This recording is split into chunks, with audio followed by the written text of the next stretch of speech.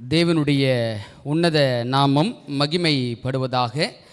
இந்த அற்புதமான தெய்வீக ஆராதனையிலே, திருவிருந்து ஆராதனையிலே பங்கெடுக்கும்படியே வந்திருக்கிற தேவ பிள்ளைகளாகிய உங்கள் யாவரையும் இயேசுவின் புண்ணிய நாமத்தினாலே மனதார வாழ்த்தி வரவேற்றுக் கொள்கிறேன். ஈரோடு பகுதியிலிருந்து நம்மோடு இன்று சிறப்பாக சகோதரர் பிரவீன், சகோதரி எலிசா அவர்களை பார்க்க முடியுது.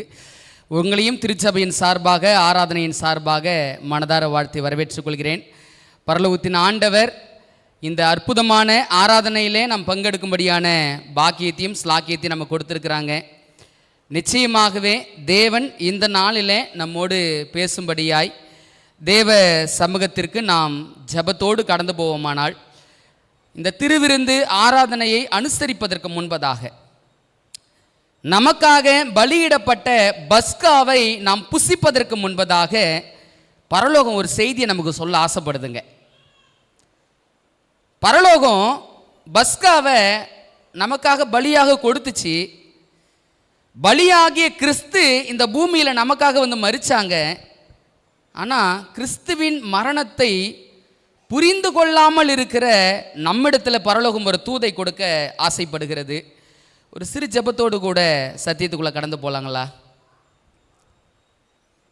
அன்புள்ள தெய்வமே, எங்களை எப்பொழுதும் ஆசீர்வதிக்க பிரியப்படுகிற நேசரே, எப்படியாகிலும் எங்களை ரட்சிக்க வேண்டும் என்று சொல்லி தேவன் திட்டங்களுக்கு மேலாக திட்டங்களை வகுத்து, தேவன் எப்படியாகிலும் எங்களை மீட்டு கொள்ளும் வண்ணமாய் பிதாவின் சமூகத்தில் பிரதட்சியமாய் நீர் பிரவேசித்து உம்முடைய சொந்த இரத்தத்தை தங்களுடைய கரங்களிலே எழுந்தி இந்த பாவிகளுக்காக நீர் பரிந்து பேசி கொண்டிருக்கிறீர்.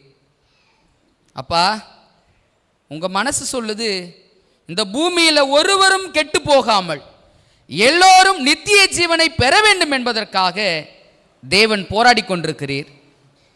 அந்த போராட்டத்தை புரிந்து கொண்டு கர்த்தருடைய பஸ்காவில் நாங்கள் காலை பதிப்பதற்கு முன்பதாக எங்களை நாங்களே உய்த்து ஆராய்ந்து பார்த்து பஸ்காவை ஆசரிக்கும்படியான பாக்கியத்தை நீங்கள் தரும்படியாய் ஜெபிக்கிறோம். ஒருபோதும் இந்த பஸ்காவை சடங்காச்சார காரியமாகவோ ஆராதனையின் வழியாகவோ இதை நாங்கள் ஆசரிக்காதபடி எங்களுக்காக சிந்தப்பட்ட இரத்தத்தை நினைவு கூர்ந்து அந்த இரத்தத்திற்குள்ளாக நாங்கள் பிரவேசிப்பதற்கு, எங்கள் இருதயம் அந்த இரத்தத்தை உணர்வதற்கு நீர் கிருபை செய்யும்படியாய் ஜெபிக்கிறோம். தேவனாகிய கர்த்தர் சத்தியத்தை கொண்டு எங்களோடு பேசுவீராக நாங்கள் கேட்கிறோம். மீட்பெரும் இரட்சகருமா இருக்கிற இயேசு கிறிஸ்துவின் புண்ணிய நாமத்தில் ஜெபிக்கிறோம். எங்கள் ஜெபம் கேளும் நல்ல பிதாவே, ஆமேன். கிறிஸ்துவுக்குள் அன்பானவர்களே, இந்த காலாண்டின் இறுதியில் நம்ம இந்த திருவிருந்து ஆராதனை ஆசரிக்க வேண்டும் என்று சொல்லி ஆண்டுடைய சமூகத்தில் அமர்ந்து தேவ சமூகத்தில் இந்த நாள் ஆராதனையை தேவன் ஆசீர்வதித்து தரும்படியாய் செய்திக்காக அடியேன் ஆண்டவர் சமூகத்தில் மன்றாடி கொண்டிருந்தேன். இந்த வார செய்திக்காக ஆண்டவர் பாதபடியில் அமர்ந்த போது நான் ஆண்டவர்கிட்ட ஒரு ஜெபத்தை வச்சேன். ஆண்டவரே, நாங்கள் ஒரு விருந்துக்குள்ளாக நாங்கள் கடந்து செல்ல இருக்கிறோம். அந்த விருந்துக்குள்ளாக கடந்து செல்ல இருக்கிற நாங்கள் என்ன சத்தியத்தை ஆண்டவரே புரிஞ்சுக்கிட்டு கடந்து போகணும், என்ன தூத நாங்கள் அறிந்து கொண்டு நாங்கள் அதில் கடந்து செல்ல வேண்டும் என்று ஆசிக்கிறீர் என்று சொல்லி ஆண்டவர் பாதபடியில் தொடர்ச்சியாக ஜெபித்து கொண்டிருந்தாங்க. இப்போ ஆண்டவர் ஒரு சம்பவத்தை எனக்கு கொடுத்தாங்க. அந்த சம்பவத்தில் என்னை பார்க்கும்படியாக தேவன் உதவி செஞ்சாங்க. அந்த சம்பவத்தை படிக்கிற நீங்கள் ஆனாலும் சரி, நான் ஆனாலும் சரி, நம்மை அதிலே காண வேண்டும் என்று சொல்லி பரலோகம் விருப்பப்படுதுங்க. இங்கே ஒரு விருந்தை நம்ம ஆசரிக்க போகிறோம் இல்லைங்களா, திருவிருந்து. பைபிளில் ஒரு விருந்து ஆசரித்தவங்க இருந்தாங்க. அந்த விருந்தை ஆசரிக்கும் பொழுது இயேசுவும் அவர்களோடு கூட இருந்தார். அந்த விருந்தை ஆசரித்த இருவருடைய மனங்களை தேவனுடைய ஆவியானவர் எனக்கு முன்பதாக திறந்தார். அந்த இருவருடைய மனதையும் நான் பார்க்கும்படியாக ஆண்டவர் உதவி செய்தபடியினால என்னை அந்த சம்பவத்தில் நான் எங்கே இருக்கிறேன் என்பதை என்னால் புரிந்து கொள்ள முடிந்தது. ஒருவேளை இந்த சத்தியத்தை கேட்கிற நீங்களானாலும் சரி, நான் ஆனாலும் சரி, இதை வெறும் செய்தியாய் மாத்திரம் கேட்டு கடந்து போவோம் அப்படின்னா அதற்கான ஆசீர்வாதத்தை நம்மால் பெறவே முடியாதுங்க. இந்த செய்தியை கேட்கும் பொழுது நான் எங்கே இருக்கிறேன், தேவன் அந்த சத்தியத்தில் எனக்கு என்ன சொல்ல விருப்பப்படுகிறார் என்பதை அறிந்து புரிந்து ஒருவேளை இந்த சத்தியத்தை கேட்போம் அப்படின்னா அதற்கான ஆசீர்வாதத்தை தேவன் நிச்சயமாகவே நமக்கு தருவார். யோசித்து பாருங்களேன், இன்று இருக்கிற மனுஷன் நாளைக்கு இருப்பானான்னு தெரியாது. நிலையில்லாத உலகத்தில் வாழ்ந்து கொண்டிருக்கிறோம். நிலையில்லாத உலகத்தில் வாழ்ந்து கொண்டிருந்தாலும் இந்த பூமியில் நமக்கு இருக்கிற ஒரே ஒரு நம்பிக்கை என்ன அப்படின்னா, என் தேவன் என்னை மீட்டுக் கொள்வார். அவ்வளோதான் நம்பிக்கை, வேற ஒன்றுமே கிடையாது. அந்த நம்பிக்கை எத்தனை நாள் நம்முடைய வாழ்க்கையில் இருக்குன்னு தெரியாதுங்க. ஸோ அதை நம்ம மனதில் வைத்து இந்த ஆராதனைக்குள்ளாக கடந்து போகும் பொழுது நான் மீட்பின் அனுபவத்தோடு கடந்து போக வேண்டும் என்பதே பரலோகத்தின் பாரம். வேதாகமத்தில் ஒரு சம்பவத்தை வாசிக்க போகிறோம். அந்த சம்பவம் என்னன்னு பாருங்களேன். யோவான் 12வது அதிகாரம். எப்போ நடந்த சம்பவம், அந்த சம்பவம் என்ன என்பதை நம்ம கொஞ்சம் புரிஞ்சுக்கலாம். யோவான் 12வது அதிகாரம் 12வது அதிகாரத்தில் வசனம் 1-2 நான் வாசிக்க போகிறேன். எப்போ நடந்த சம்பவம் என்பதை வாசிச்சுட்டு சம்பவம் என்ன என்பதை பார்ப்போம். பஸ்கா பண்டிகை வர 6 நாளுக்கு முன்னே இயேசு தாம் மரணத்திலிருந்து எழுப்பின லாசரு இருந்த பெத்தானியாவுக்கு வந்தார். அங்கே அவருக்கு ராவிருந்து பண்ணினார்கள். மார்த்தாள் பணிவிடை செய்தாள். லாசரும் அவருடனே கூட பந்தியிருந்தவர்கள் ஒருவனாய் இருந்தான்.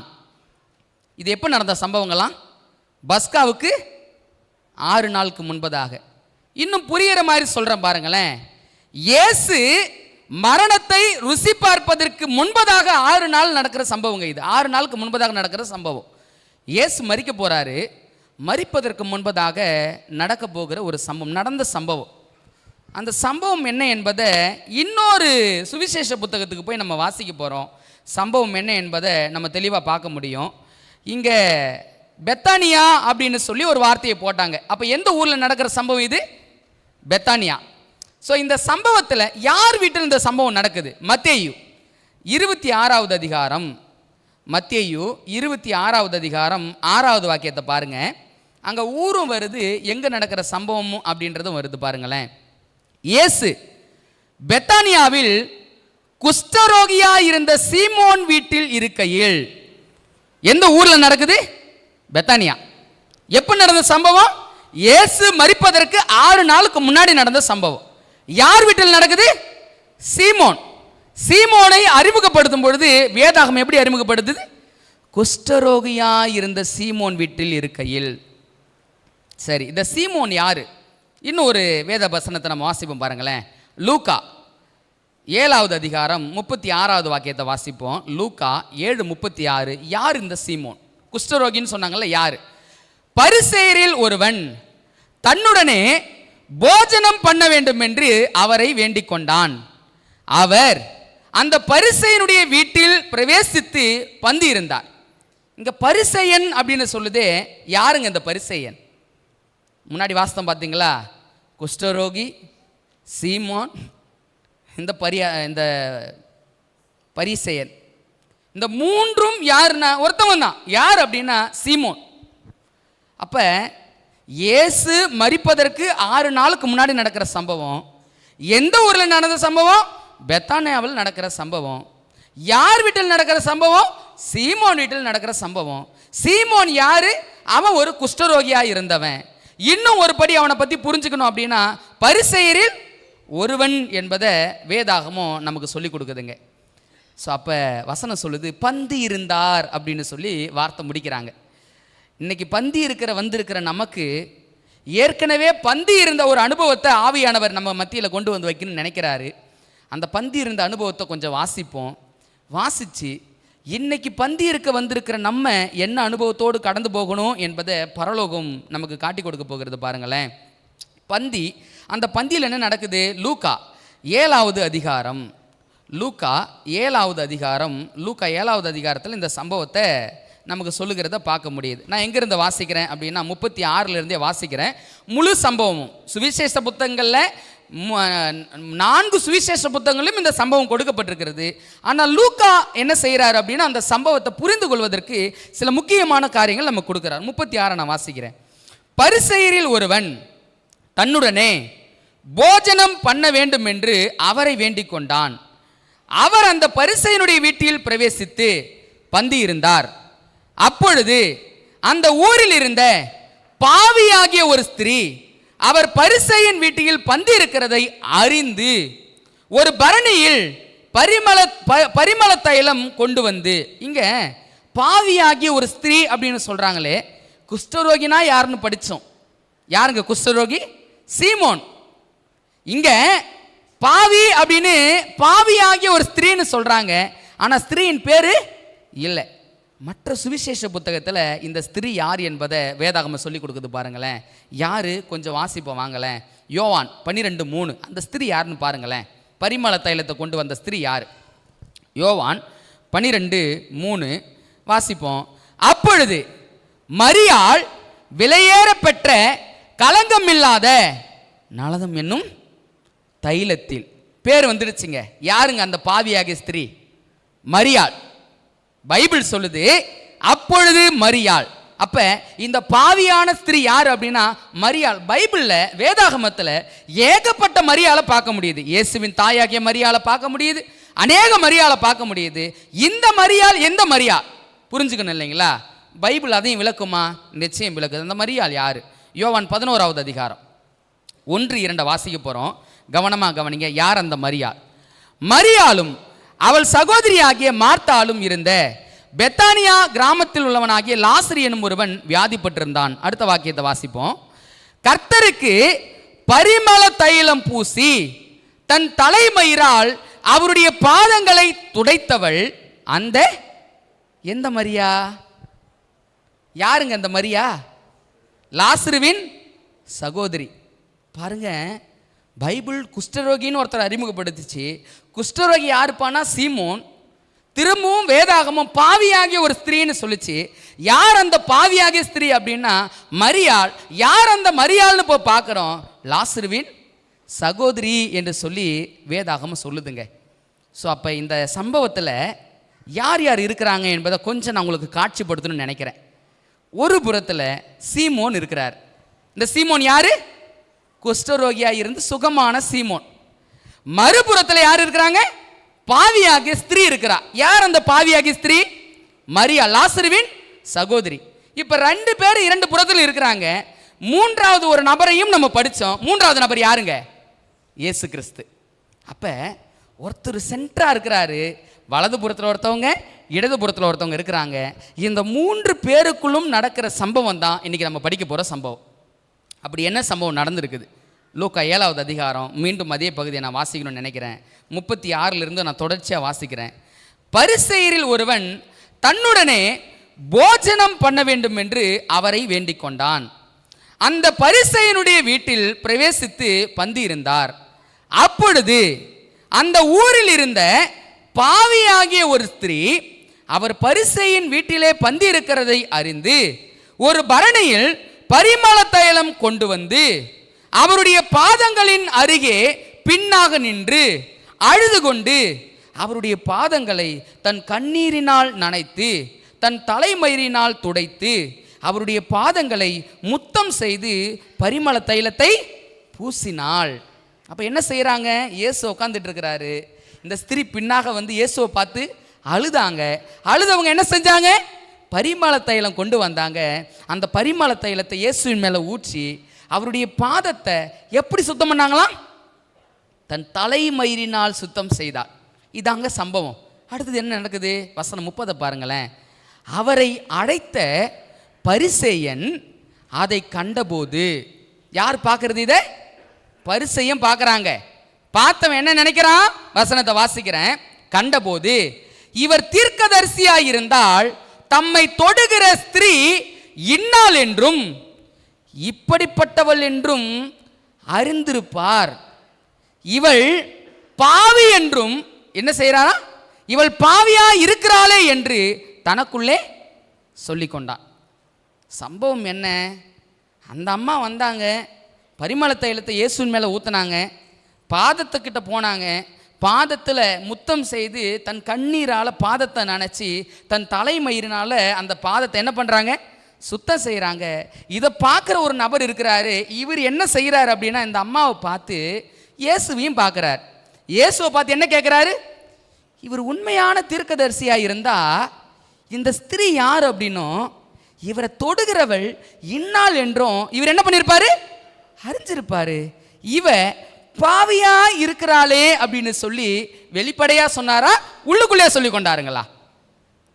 உள்ளுக்குள்ளே சொல்லி கொண்டார். இப்ப உள்ளுக்குள்ளே சொல்லி கொண்ட காரியத்தை யார் பார்த்தது? அடுத்த வசனத்தை நான் வாசிக்கிறேன். இயேசு அவனை நோக்கி, சீமோனே, உனக்கு நான் ஒரு காரியம் சொல்ல வேண்டும் என்றார். அதற்கு அவன், போதகரே, சொல்லும் என்றான். அப்பொழுது அவர், ஒருவனிடத்தில் 2 பேர் கடன் பட்டிருந்தார்கள். ஒருவன் 500 வெள்ளிக்காசும் மற்றவன் 50 வெள்ளிக்காசும் கொடுக்க வேண்டியதாய் இருந்தது. கொடுக்க அவர்களுக்கு நிர்வாகம் இல்லாத போது இருவருக்கும் கடனை மன்னித்து விட்டான். இப்படி இருக்க அவர்களில் எவன் அவனிடத்தில் அதிகமாய் அன்பாயிருப்பான், அதை சொல் என்றார். சீமோன் பிரதியுத்தரமாக, எவனுக்கு அதிகமாய் மன்னித்து விட்டானோ அவனே அதிக அன்பாயிருப்பான் என்று நினைக்கிறேன் என்றான். அதற்கு அவர், சரியாய் நிதானித்தாய் என்று சொல்லி ஸ்திரீனிடத்திலுமாய் திரும்பி சீமோனை நோக்கி, இந்த ஸ்திரீயை பார்க்கிறாயே, நான் உன் வீட்டில் பிரவேசித்தேன், நீ என் கால்களுக்கு தண்ணீர் தரவில்லை. இவளோ கண்ணீரால் என் கால்களை நனைத்து தலைமயிரினால் அவைகளை துடைத்தாள். நீ என்னை முத்தம் செய்யவில்லை. இவளோ நான் உட்பிரவேசித்தது முதல் என் பாதங்களை ஓயாமல் முத்தம் செய்தாள். நீ என் தலையில் எண்ணெய் பூசவில்லை. இவளோ என் பாதங்களில் பரிமள தைலம் பூசினாள். ஆதலால் நான் உனக்கு சொல்கிறேன், இவள் செய்த அநேக பாவங்கள் மன்னிக்கப்பட்டது. இவள் மிகவும் அன்பு கூர்ந்தாலே, எவனுக்கு கொஞ்சம் மன்னிக்கப்படுகிறதோ அவன் கொஞ்சமாய் அன்பு கூறுவான் என்று சொல்லி அவளை நோக்கி, உன் பாவங்கள் உனக்கு மன்னிக்கப்பட்டது. சம்பவம் இதாங்க. சம்பவத்தை வாசிச்சிட்டோம். 3 பாடத்தை பார்த்து 3 கருத்தை பார்த்து நம்ம இன்னைக்கு சீக்கிரமாக முடிச்சுட்டு திருவிருந்த ஆராதனைக்குள்ளாய் கடந்து போக போகிறோம். இந்த சம்பவத்தில் எத்தனை பேர் வந்தாங்கன்னு சொன்னோம்? 3 பேர். யார் யாருங்க? ஒருத்தவர் சீமோன், இன்னொருத்தவங்க மரியாள், இன்னொருத்தவர் இயேசு கிறிஸ்து. இப்போ இந்த சீமோன் யாருன்னு பைபிள் அறிமுகப்படுத்துச்சு? குஷ்டரோகி. இந்த குஷ்டரோகி ஏன் இயேசுவை பந்தி இருக்க கூடாது தெரியுங்களா? ஏன் தெரியுங்களா? ஏன்னா இவன் குஷ்டரோகத்தை நீக்கினதே யார் தான்? இயேசு கிறிஸ்து தான். பரிசேயனுடைய புத்தி எப்படி இருக்குதுன்னு பாருங்க. நான் உனக்கு கடன் பட வேண்டிய அவசியம் இல்லை, நீங்க எனக்கு ஒரு நன்மை செய்திருக்கிறீங்க, நான் பதிலுக்கு உங்களுக்கு என்ன பண்ணும்? நன்மை செய்யணும். ஸோ ஒருவேளை இப்படி யோசிங்க, அவர் எனக்கு நன்மையை செஞ்சிட்டாரு, நான் அவர் எப்படியாவது கனம் பண்ணணும் அப்படின்ற இருதயத்தோடு ஒருவேளை அவன் இருந்திருப்பான் அப்படின்னா அதுக்காக அவன் பந்தி இருக்க கூப்பிட்டுருக்கலாம். இப்போ பந்தி இருக்க வந்த இடத்துல இவன் யாருன்னு பார்க்குறோம்? இவன் குஷ்டரோகியா இருந்த சீமோன். இவன் குஷ்டரோகியா இருந்தவன் இங்க யார் இருக்கிறது அப்படின்னா பாவி ஆகிய ஸ்திரீ என சொல்லப்பட்ட மரியாள் இருக்கிறாங்க.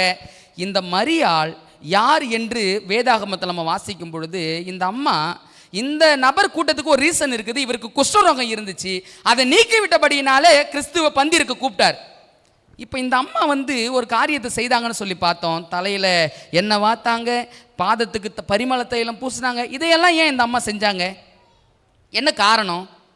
ஓயாம முத்தம் செஞ்சு கண்ணீரால பாதத்தை தன் தலைமயிரினால் துடைச்சாங்களே, ஏன் துடைச்சாங்க? என்ன காரணம்? சீமோனுக்கு ஆண்டவர் நன்மை செய்தார், பந்திருக்கு கூப்பிட்டான். இந்த அம்மா பரிமள தைலத்தை நம்ம மற்ற சுவிசேஷ புத்தகங்களை வாசிக்கும் பொழுது சீஷர்களும் யூதாஸ் காரியத்தை என்ன செய்வாங்க அப்படின்னா இயேசுவை கடிந்து கொள்வாங்க. அந்த இடத்துல கடிந்து கொள்கிற காரியத்தை பார்க்க முடியும். விலையேற பெற்ற தைலத்தை கொண்டு வந்து வீணா கொட்டுறாங்களே, இதை வச்சிருந்தா எவ்வளோ பெரிய ஊழியத்தை செய்யலான்னு சொல்லி யூதாஸ் காரியத்தை சொல்றத மற்ற சுவிசேஷ புத்தகங்களில் வாசிக்க முடியுது. இந்த அம்மா இந்த பரிமள தைலத்துடைய காரியம் என்னன்னா, 1 வருட சம்பளம் தான் அந்த பரிமள தைலத்தினுடைய காசுங்களாம். ஒரு நபர் கடினமாக உழைச்சா 1 வருஷத்துக்கு எவ்வளோ சம்பளம் வருமோ அவ்வளோ சம்பளம் எது காசுங்களாம்? பரிமள தைலத்துக்கான காசுங்களாம். இந்த பரிமள தைலத்தை ஏன் இந்த அம்மா இயேசுவின் பாதபடியில் அவங்க தலையில வார்த்து பாதங்களில் வார்த்து கண்ணீரால தொடச்ச காரணம் என்னங்க? ஏங்க மரியாள் அப்படின்னு அவங்க பேரை சொல்றாங்க. இந்த மரியாளுக்கு அப்படி என்ன இயேசு செய்தாரு? இந்த அம்மாவுக்கு ஒரு பிரச்சனை இருந்துச்சு. பிரச்சனை என்ன தெரியுங்களா? 8வது அதிகாரத்தில் வாசிக்கிறோம் இல்லைங்களா? 8வது அதிகாரத்தில் போய் வாசிக்கும் பொழுது பாவியாகிய ஒரு ஸ்திரீ அப்படின்னு சொல்லி அறிமுகப்படுத்துகிற காரியத்தை நம்ம வாசிக்கிறோம். இந்த பாவியாகிய ஸ்திரீ எப்படிப்பட்டவங்களா இருந்தாங்க அப்படின்னா, வேதாகமம் சொல்லுகிறது, அன்னைக்கு இந்த அம்மா 2 ஆக்கினை அடைந்திருக்க வேண்டும். பாவத்திற்கான தண்டனையும் பெற்றிருக்கணும், பாவத்திற்கான சம்பளத்தையும் பெற்றிருக்கணும். விபச்சாரத்தில் கையும் மெய்யுமாய் பிடிக்கப்பட்ட ஸ்திரீ யாரு? இந்த மரியாள். இந்த அம்மாவை கையும் மெய்யுமா பிடிச்சு எல்லோருமே இயேசுவின் இடத்துல கொண்டு வந்து மோசையின் பிரமாணத்தின்படி இந்த அம்மாவை கல்லெறிஞ்சு கொல்லப்பட வேண்டும் அப்படின்னு சொல்லி, இதுக்கு நீங்க என்ன சொல்றீங்க அப்படின்னு சொல்லி இயேசு கிட்ட கொண்டு வந்தாங்க. இயேசு என்ன செய்தார்னு 8வது அதிகாரத்தில் நம்ம வாசித்தோம். வந்த நபர்கிட்ட ஒரே ஒரு கேள்வி தான் வச்சாரு, உங்களில் பாவம் இல்லாதவன் முதலாவது கல்லெறிய கடவன். அங்க கல்லை எடுத்து எறிவதற்கு தகுதியானவர் யார் மட்டும்தான்? கிறிஸ்து மட்டும்தான். கல்லை எடுத்து எறிவதற்கு தகுதியான ஒரே ஒரு நபர் கிறிஸ்து மட்டும்தான். கல்லை எடுத்தாரா? எடுக்கல. அந்த அம்மா கிட்ட கேட்டாரு, வந்தவங்களாம் எங்க போயிட்டாங்க ஆண்டவரே, நீ போ, நானும் உன் ஆக்கினைக்குள்ளாக தீர்ப்பதில்லை, இனி பாவம் செய்யாதே போ அப்படின்னு சொன்னார் பாருங்க. அந்த அம்மா அந்த இடத்துல புரிஞ்சுக்கிட்டாங்க, என்னை ஆக்கினைக்குள்ளாக தீர்ப்பதற்கு 1000 மனிதர்கள் இருந்தாலும் நான் பாவி என்று அறிந்தும் கூட, நான் குற்றத்திற்கு அகப்பட்டவள் என்பதை உணர்ந்தும் கூட, என் பாவம் மரணத்துக்கு ஏதுவானது என்பதை புரிந்த போதும் கூட என்னை மன்னிப்பதற்கு ஒருத்தவர் இருக்கிறார் அப்படின்னா இவரல்லவா தெய்வம் அப்படின்னு சொல்லி இந்த அம்மா அந்த மன்னிப்பு பெற்றுக்கிட்டு வீட்டுக்கு திரும்ப போச்சு. அந்த அம்மா தான் அந்த பந்திக்கு வருது. இப்போ இந்த சம்பவம் எல்லாருக்கும் தெரிஞ்ச சம்பவங்க. 2 காரியத்தை நம்ம வாசிக்கணும்னு நான் சொன்னேன் பார்த்தீங்களா. 3 பாடத்தை படிக்கணும்னு சொன்ன முதல் பாடம், இந்த அம்மா பாவியாகிய ஸ்திரீ தான். அதில் மாற்றுக்கிறது எதாவது இருக்குதுங்களா? இல்லைங்க. பாவியாகிய ஸ்திரீ தான். பைபிள் அதான் சொல்லுது, பாவியாகிய ஸ்திரீன்னு சொல்லுது. உண்மையாகவே பாவத்தில் இருந்த மகள் தான், அதில் எந்த மாற்று கருத்தும் இல்லை. இவங்க பாவத்தில் இருக்கிற மகள் அப்படின்னா, இங்கே ஒருத்தர் பார்த்தாரு, இவர் யாருங்க? இவர் யாரு? தொடராரே போயிட்டு. அந்த அம்மா இன்னால்னு தெரிஞ்சு இவர் தொடராரா? இவர் உண்மையா தீர்க்கதரிசி தானா? இவர் தொடுகிற ஸ்திரீ இன்னால் என்று தெரியுமா அவருக்கு? அவ எப்படி இருக்கிறா? பாவியா இருக்கிறாளே. யாருங்க சொல்றது இந்த வார்த்தையை? யாருங்க சொல்றது? குஷ்டரோகம் பழைய ஏற்பாட்டு காலத்திலும் சரி, இயேசுவின் காலத்திலும் சரி, குஷ்டரோகம் எது கருதப்பட்டதுன்னு தெரியுங்களா? பாவத்திற்கான அடையாளம். நான் அந்த சம்பவத்தை வாசித்து கொண்டிருந்தேன். அந்த சீமோனையா கிட்ட ஒரு கேள்வி வைக்க வேண்டியதாக இருந்துச்சு. அந்த கேள்வி என்ன அப்படின்னா, ஐயா நீங்கள் சுகம் பெற்றுட்டீங்க, சுகம் பெற்றதுனால இயேசு கூட்டு விருந்து வைக்கிறீங்க, சந்தோஷம்தான்.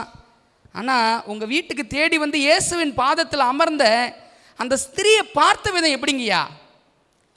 அந்த அம்மா பாவின்னு சொல்கிறீங்களே, நீங்கள் யாரு? நான் சொல்லலைங்க, இயேசு சொல்கிறாரு. சீமோனுக்கு புரியிற மாதிரி, அதான் சொல்லுவாங்களே, தன் கையெடுத்து தன் கத்னியை குட்டுவது அப்படின்னு சொல்லி கேட்குறாரு ஆண்டவர். எப்பா 2 நபர் இருந்தாங்க, 2 நபரும் என்னது எப்படிப்பட்டவங்க தான்? கடன் பட்டவர்கள் தான். எப்படிப்பட்ட கடனா? பாவ கடன். 2 பேருமே பாவிகள் தான். 2 பேருமே பாவிகளாக இருக்கையில் இந்த சீமோன் அந்த ஸ்திரியை பார்த்து, இவள் பாவியா இருக்கிறாளே. ஒருவேளை இந்த வார்த்தையை வெளிப்படையாக சொல்லியிருந்தாலும் அந்த அம்மா என்ன சொல்லியிருப்பாங்க? ஆமாம் நான் பாவி தான் சொல்லியிருப்பாங்களா? நிச்சயம் சொல்லியிருப்பாங்க. ஏன்னா அந்த அம்மா யாருன்னு அந்த அம்மாவுக்கு தெரியுமா? தெரியுங்க. ஆனால் தான் யார் என்று தெரியாத நபர் யாரு? சீமோன். இவர் பெரிய பாவியா இருக்க, இவர் இன்னொருத்தர் யாருன்னு சொல்றாரு? பாவின்னு சொல்றார். நான் அந்த சம்பவத்தை வாசித்து கொண்டிருந்தேன். வாசித்து கொண்டிருக்கும் பொழுது ஆண்டவர் ஒரு நபரை என் கண்ணு முன்னாடி கொண்டு வந்து நிறுத்தினார். அந்த நபர் யார் தெரியுங்களா? அவர் ஒரு ஊழியக்காரர். யார் தெரியுங்களா? இவரே தான். வேற யாரையும் ஆண்டவர் கொண்டு வந்து நிறுத்தலைங்க. ஆண்டவர் வச்ச முதல் கேள்வி, உனக்குள்ளாக சீமோன் இருக்கிறானா? ஏன் ஆண்டவரே அப்படி சொல்கிறீங்க? ஒரு பாட்டு இருக்குது தெரியுங்களா? நான் செய்த பாவங்கள் கொஞ்சமல்லவே, நான் செய்த துரோகங்கள் கொஞ்சமல்லவே, நான் செய்த பாவங்கள் கொஞ்சமல்லவே, நான் செய்த துரோகங்கள் கொஞ்சமல்லவே, நான் செய்த பாவம் எவ்வளோ பெருசு, நான் செய்த குற்றம் எவ்வளோ பெருசு, என் பாவத்தையும் என் குற்றத்தையும் அவர் மன்னிச்சிருக்கிறார். மன்னிப்பை பெற்றுக்கொண்டன்னா இன்னொரு பாவியை பார்க்குறேன், இன்னொரு நபரை பார்க்குறேன், நான் அந்த பாவி எப்படிங்க பார்க்கணும்? என் பார்வை எப்படி இருக்கணும்? நான் எப்படி சொல்லணும்? கவலைப்படாத, நான் பெரிய பாவி, நான் பெரிய குற்றவாளி, நான் பெரிய துரோகி, என் பாவத்தை அவர் மன்னிச்சிருக்கிறாரு, நீ கவலைப்படாத, உன் பாவத்தை அவர் என்ன பண்ணுவாரு? மன்னிப்பார். சீமோன் இதை தானங்க சொல்லியிருந்திருக்கணும். ஒருவேளை ஆண்டருடைய தலையிலையும் பாதத்திலையும் பரிமள தைலம் பூசும் போதும் எண்ணெயை ஊற்றும் போதும் அவன் எவ்வளோ சந்தோஷப்பட்டிருக்கணும். ஆனால் அவன் என்ன நினைச்சான்? இவள் பாவியா இருக்கிறாளே. அன்பானவர்களே, இந்த உலகத்தில் இயேசு கேட்ட கேள்வியை நானும் கேட்கணும்னு நினைக்கிறேன். நம்மில் பாவம் இல்லாதவர்கள் என்று யாராவது சொல்ல முடியுமா? எல்லாருமே பாவம் உள்ளவர்கள் தானே. ஆனால் தேவன் அப்படியே நம்மளை விட்டுவிடணும் ஆண்டவர் ஆசைப்படுறது கிடையாது. நம்மை பரிசுத்தப்படுத்தி நீதிமான்களாய் மாற்ற வேண்டும் என்பது தான் பரலோகத்தின் பாரமும் ஆவலும். அதற்காக தான் ஆண்டவர் போராடி கொண்டிருக்கிறாரு. அப்போ நாம் முதலாவது புரிஞ்சுக்க வேண்டிய விஷயம் என்ன அப்படின்னா, இந்த உலகத்தில் இருக்கிற எல்லா மனிதர்களும் பலவீனர்கள் தான். நான் பலவீனமாக இருந்துக்கிட்டு இன்னொருத்தவனை பலன் இல்லை அப்படின்னு சொல்ல முடியுமா என்பதை சிந்திச்சு பாருங்களேன். இந்த சீமோன் அதை தான் செய்கிறாரு. என்ன செய்கிறாரு அப்படின்னா, இவரே பெரிய பாவி, இவர் பாவத்தை இயேசு மன்னித்ததுனால தான் விருந்து ஆயத்தப்படுத்தி வச்சிருக்கிறாரு. இவர் ஆக்சுவலாக யாருடைய பாவத்தை எண்ணி பார்த்துருக்கணும் அப்படின்னா, இவனுடைய பாவத்தை எண்ணி பார்த்துருக்கணும். ஆண்டவரே, நான் குஷ்டரோகமாக இருந்தேன், நான் குஷ்டரோகமாக இருக்கும் பொழுது யோசித்து பாருங்க, குஷ்டரோகம் ஒரு மனுஷனுக்கு வந்த அவன் நிலைமை என்னங்க? ஊருக்கு ஒதுக்குப்புறம். கணவன் மனைவி கூட போக முடியுமா? பெற்றோர் பிள்ளைகள் போக முடியுமா? போக முடியாது. அப்படிப்பட்ட தண்டனையில் இருந்து இவனுக்கு விடுதலை கொடுத்த தேவன் அங்கு இருக்கிறாரு. இவனே பெரிய குற்றவாளி தான். ஆனா இந்த குற்றவாளி இன்னொரு நபரை பார்க்கும்போது எப்படி பார்க்கறான்? குற்றவாளியா பார்க்கறான். ஆண்டவர் மன்னிச்சு விட்டாரு, இவருக்கு மன்னிப்பை வழங்கினாரு. இவருக்கு மன்னிப்பை வழங்கிய அந்த அன்பை இவன் இருதயத்தில் கொஞ்சமாவது யோசிச்சு பார்த்திருந்தானா இன்னொரு நபரை பார்த்து இவள் பாவியா இருக்கிறாளேன்னு சொல்ல முடியுமா? எனக்கு நிறைய நேரங்களில் நான் என் சுய வாழ்க்கையை பரிசோதித்து பார்க்குறேங்க. என்னால் மனம் பொருந்த முடியலை, என்னால் கரம் கொடுக்க முடியலை, என்னால் ஒரு நபரை ஏற்றுக்கொள்ள முடியலை. ஏன் ஏற்றுக்கொள்ள முடியலைன்னா, நான் யார் என்பதை நான் இன்னும் புரிஞ்சுக்கல, என் அக்கிரமம் என்ன என்பதை நான் புரிஞ்சுக்கல. எத்தனையோ நேரங்களில் மன்னிப்பதற்கு மனம் இல்லாமல், மன்னிப்பை மற்றவர்களுக்கு கொடுக்காமல் கடின இருதயத்தோட கடந்து போகிற வாழ்க்கை எனக்குள்ளாக இருக்கிறது. ஆனால் எனக்கு மன்னிப்பை வழங்கிய அந்த தெய்வத்தினுடைய அன்பை நான் எப்பயாவது சிந்திச்சு பார்க்குறேன்னா பாருங்களேன். இயேசுகிட்ட மட்டும் எனக்கு மன்னிப்பு வேணும், தேவன்கிட்ட இருந்து மட்டும் பண்ணி எனக்கு மன்னிப்பு வேணும். ஆனா இயேசுவினிடத்துல தேவனிடத்துல கேட்டு பெற்றுக்கொண்ட அந்த மன்னிப்பை நான் மற்றவங்களுக்கு கொடுக்க மாட்டேன். ஆண்டவர் என் முன்னாடி வச்ச ஒரே ஒரு காரியம் அதுதாங்க. உனக்குள்ளேயும் ஒரு சீமோன் இருக்கிறான்பா, நீ சிந்திச்சு பாரு. விட்டிருந்தா என்னைக்கோ மரணிச்சு போயிருப்ப, விட்டிருந்தா என்ன போய் இந்த உலகத்துல நீ காணாம போயிருப்ப. ஆண்டருடைய கரம் நம்மளை விட்டு இருந்தா என்னைக்கோ மண்ணுக்கு மண்ணா போயிருப்போம். ஆனா தேவனுடைய கரம் நம்ம இருந்தபடியினால, அவர் மன்னிப்பை நமக்கு வழங்கினபடியினால தான் இந்த இடத்துல வந்து நீங்கள் நானும் உட்கார்ந்துட்டு இருக்கிறோம். உண்மையிலன்னு சொல்ல முடியுங்களா? ஒரு மனுஷனாலும் சொல்ல முடியாதுங்க. அவருடைய இரக்கம் நம்ம இடைக்கட்டினதுனால மட்டும்தான், அவர் நம்மை மன்னித்ததுனால மட்டும்தான் இன்னைக்கு நீங்கள் நானும் இன்னைக்கு இந்த பூமியில ஜீவனோடு இருக்கிறோம். சிந்திச்சு பாருங்க. நான் ஆண்டவர்கிட்ட போகும்போது என்ன மன்னிங்க ஆண்டவரேன்னு கேட்குறேனே, மன்னிப்புக்கான நிபந்தனை என்னங்க? மன்னிப்புக்கான நிபந்தனை என்ன? பரமட ஜெபம் எல்லாரும் சொல்கிறோம் இல்லைங்களா? என்ன ஜெபம் சொல்கிறோம்?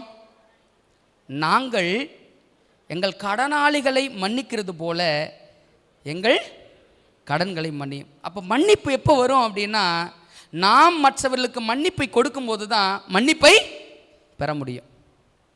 சீமோன் என்ன செய்திருக்கணும்? அவன் மன்னிப்பை பெற்றுக்கொண்டானே, இந்த மன்னிப்பை அந்த ஸ்திரீ கிட்ட காட்டியிருக்கணுமா இல்லையா? ஆனால் இவன் எப்படி பார்த்தான் அந்த அம்மாவை? ஒருவேளை சுற்றி இருந்த கூட்டம் எப்படி பார்த்துருக்கும்? ஆனால் இயேசு முகத்தை பார்க்கிறவர் அல்ல, அவர் எதை பார்க்குறாரு? உள்ளத்தை பார்க்கிறார். அதனால தான் சீமோன் வெளியே சொல்லலை. உடனே சீமோன் கிட்ட சொல்கிறாரு, எப்பா 2 பேரும் கடனாளி தான், 2 பேரையும் கடனாளி, 2 பேரையுமே தேவன் என்ன பண்ணியிருக்கிறாரு? மன்னிச்சிருக்கிறாரு. 2 பேரும் மன்னிச்சிருக்க இந்த ஒருத்தவன் மற்றவர்களுக்கு மன்னிப்பு வழங்காதிருப்பது எப்படி? நீங்கள் சிந்திச்சு பாருங்க.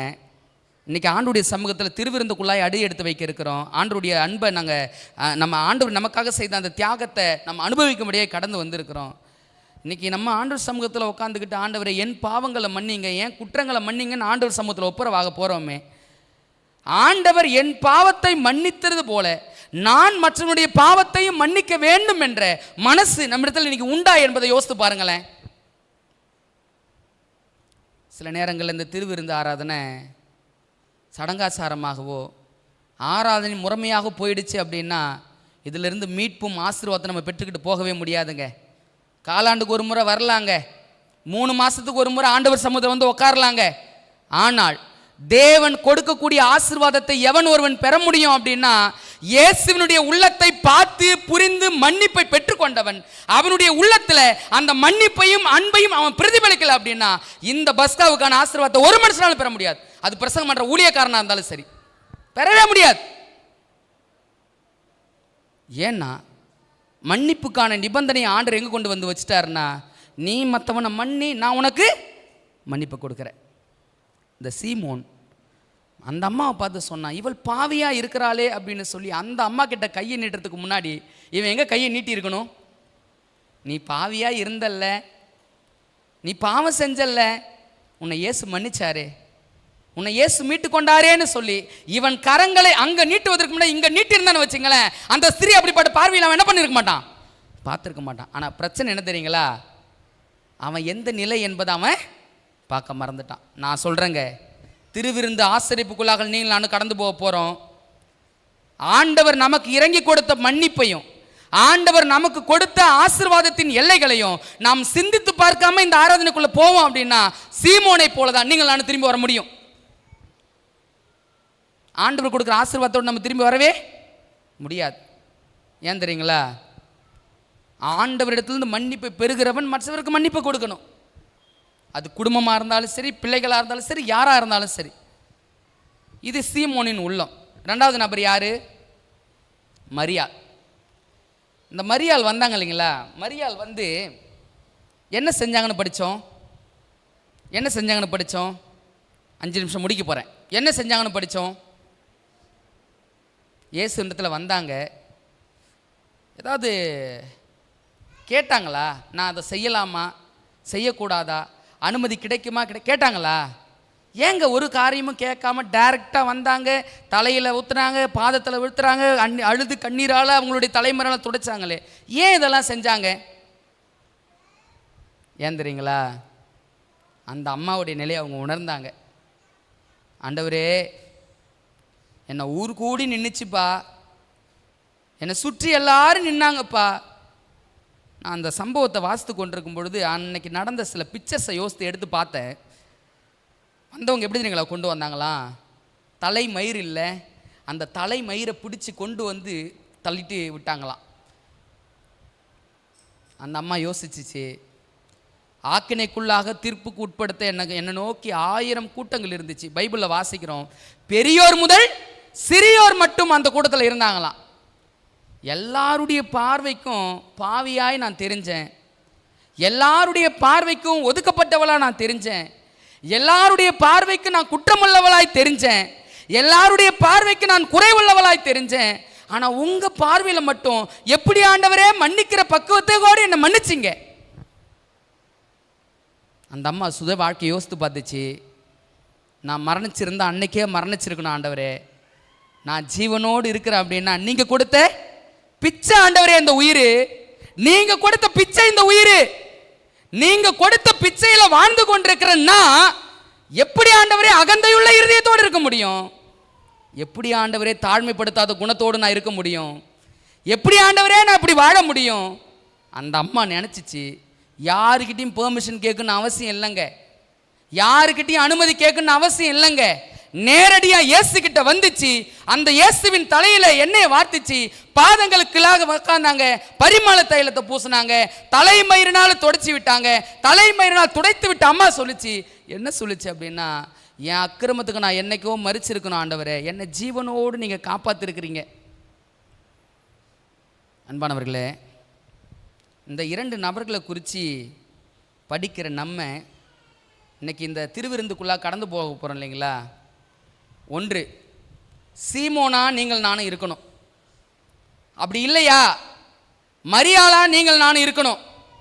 அப்படி இல்லையா 3வது நபர் யாருங்க? இயேசுவா இருக்கணும். இயேசுவா இருந்துட்டா ஒரு பிரச்சனை இல்லை, கடந்து போயிடலாம். ஒருவேளை சீமோனா இருந்துட்டோம் அப்படின்னா ஆண்டவர் சொன்ன உபதேசம் சீமோனுக்கு தேவை. மரியாளா இருந்துட்டா பிரச்சனையே இல்லை. ஆண்டவர் நம்மை அற்புதமாக அங்க சொல்றாரு, சீமோன் கிட்ட சொல்லிட்டு சொல்றாரு, ஸ்திரியே உன் பாவம் மன்னிக்கப்பட்டது, உன் விசுவாசம் உன்னை ரட்சித்தது, நீ போ அப்படின்னு சொல்லிட்டாரு. அன்பானவர்களே, நீங்களும் நானும் ரட்சிப்பை பெற வேண்டும் அப்படின்னா ஆண்டுடைய கட்டளைக்கு கீழ்ப்படியணுங்க. இன்னைக்கு நம்ம என்ன செய்ய போறோம்? ஒரு கணம் எல்லாருமே இருதயத்தின் ஓரத்தில் கண்களை மூடி ஒரு காரியத்தை சிந்திச்சு பாருங்க. ஏன் இருதயத்தில் ஆண்டவர் கொடுத்த மன்னிப்பை பெற்றுக்கொண்டனா, ஆண்டவர் கொடுத்த ஜீவனை பெற்றுக்கொண்டனா, ஆண்டவர் கொடுத்த இரக்கத்தை பெற்றுக்கொண்டனா, அந்த இரக்கத்தையும் ஜீவனையும் மன்னிப்பையும் நான் யாருக்காவது கொடுக்காமல் இருக்கிறேனா? அவ்வளோதாங்க காரியம். அதை தாங்க சிந்திச்சு பார்க்கணும். ஏன்னா நேற்று பாஸ் சொன்னாங்க, இந்த திருவிருந்தை ஆசரிக்கிறவங்க எப்படி இருக்கணும் அப்படின்னு சொல்லி நேற்று வசனத்தை நம்ம வாசிச்சோம் இல்லைங்களா. 1 கொரிந்தியர், அதை வாசித்து நான் முடிக்க போகிறேன். 1 கொரிந்தியர் 5வது அதிகாரம் 5வது அதிகாரம் வசனம் 6லேருந்து நான் வாசிக்கிறேன், கொஞ்சம் கவனமாக கவனிங்க. நீங்கள் மேன்மை பாராட்டுகிறது நல்லதல்ல, கொஞ்சம் புளித்த மா பிசைந்த மா முழுவதையும் புளிப்பாக்கும் என்று அறியீர்களா?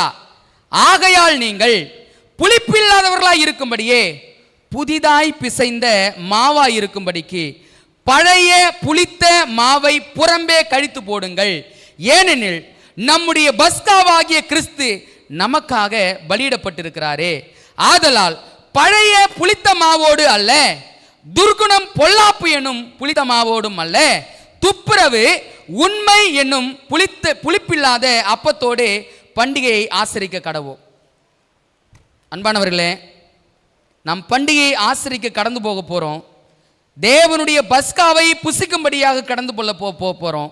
நீங்கள் சிந்திச்சு பாருங்க, ஆண்டவர் சொன்ன துர்குணம் பொல்லாப்பு நீக்கி போட வேண்டிய புளித்த மா ஏதாவது இருதயத்தின் ஓரத்தில் இருக்கும் அப்படின்னா இந்த இடத்துல விட்டுட்டு கடந்து போங்க.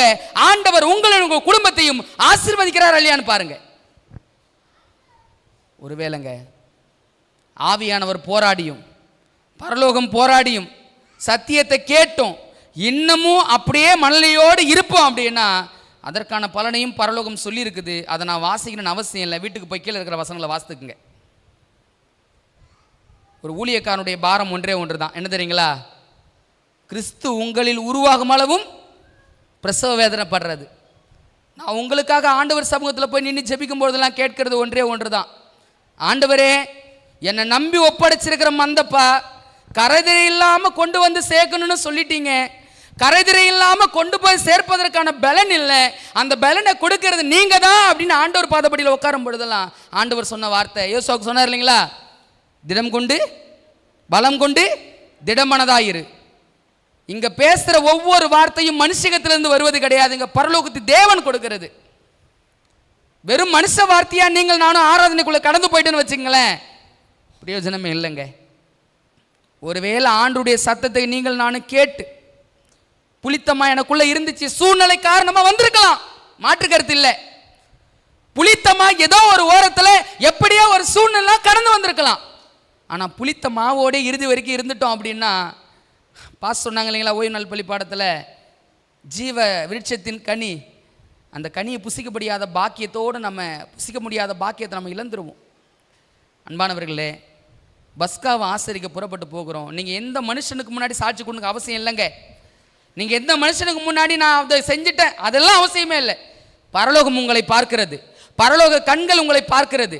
நீங்கள் எந்த மனநிலையோடு இந்த பஸ்காவை ஆசரிக்க வருகிறீர்கள் என்பதை பரலோகம் காண்கிறது. அந்த மனநிலையோடு நீங்க பிரவேசிப்பீங்க அப்படின்னா அதற்கான ஆசீர்வாதத்தை பரலோகத்தின் தேவன் நம்ம உள்ளங்களில் கொடுப்பார். தேவன் அதற்கான ஆசீர்வாதங்களை நம்ம குடும்பங்களை ஏற்படுத்துவார். அதுல எந்த மாற்று கருத்துமே இல்லை. 3 நபர்ல நீங்கள் நான் யார்? ஒன்று சீமோனா, இன்னொன்று மரியாளா, 3வது இயேசுவா? சிந்திப்போம், செயல்படுவோம். கர்த்தர் தாமே நம் அனைவரையும் ஆசீர்வதிப்பாராக. ஆமென்.